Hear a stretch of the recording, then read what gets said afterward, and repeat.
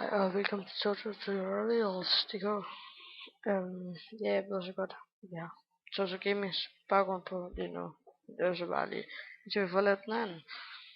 I dag der vil jeg så vise jer, hvordan man får makro på en Red Ja.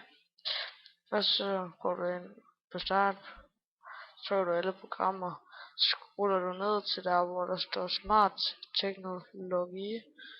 Trykker der. Så kommer den her frem. Så går du under, så kommer det her frem, så skal du bare gå derind. Der kommer nogle gange også sådan et eller andet, så skal du bare trykke på. Men så for at du kan få makro på, så skal du simpelthen bare trykke lige her, og så trykke der. Så trykker du lige der på den der piltast. Så trykker du ny makro. Og så skal du trykke der. Så skal du så lige trykke nogle gange. Trykker du makro. Fanden jeg fejler. Godt så vi lige testen. Nu trykker vi. Det er hver gang jeg trykker på den der knap der. Så mange gange trykker jeg den, og så bare på en gang. Vi kan også lige prøve at teste.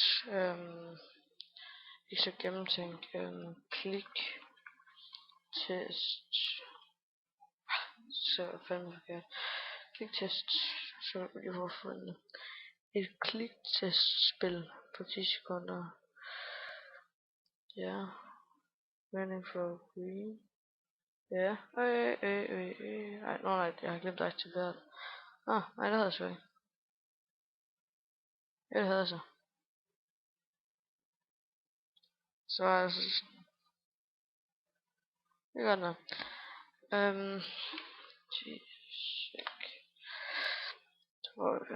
Den. Men det er så, altså, du kan så selvfølgelig også sætte den til, at det skal være den. Det er den der, jeg sætter den til. Det er den der process aim knap. Og scroll knappen, den kan du så også sætte den til, altså den her. Så når du så scroller tilbage, så kommer tilbage, så skal du bare gøre sådan her. Makro.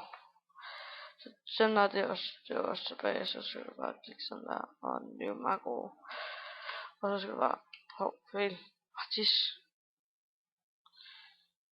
fail, så skal man bare gøre sådan, og så skal du også bare gøre sådan. Og så siger når jeg så, for makro, for satan, der jeg fejler. Så test, så skal du bare så scroll, så går det fucking hurtigt. Og jeg er rent faktisk stoppet nu. Fuck. Tak. Sådan, det var sådan set det var bare sådan hurtigt, så jeg vil også lige prøve at se her, hvis jeg lige kliktester. Ja, så prøver vi lidt, hvis jeg klikker. Fail, jeg glemte at aktivere den. Nå, så jeg vil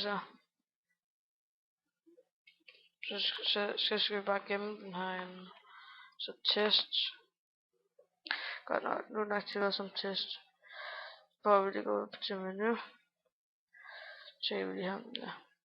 Aktiveret, der er den. Og så skal vi så bare lige prøve. Og så kan jeg så se, at så er makroen altså aktiveret. Og det med scrolleren jo der lige nu. Og den bevæger sig med os oppe. Fuck, nu fucker den op. Ja.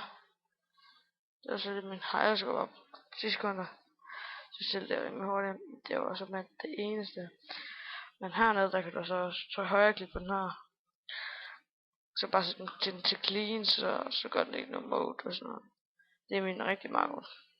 Der er forskellige 3 modes. Ja. Det var den der test der. Og på fejleditor, der kan du så også, når der er, du er derinde, så kan du lave så kan du lave forskellige modes. For eksempel her. Det er den første mode. Det er min første mode. Det er en makro for mig. Så nu prøver vi lige at åbne den der, jeg har kaldt makro. Godt nok, den har det sådan. Så det er så sådan en makro knap, for at aktivere den. Så den har en makro knap. Den røde, det er ingenting.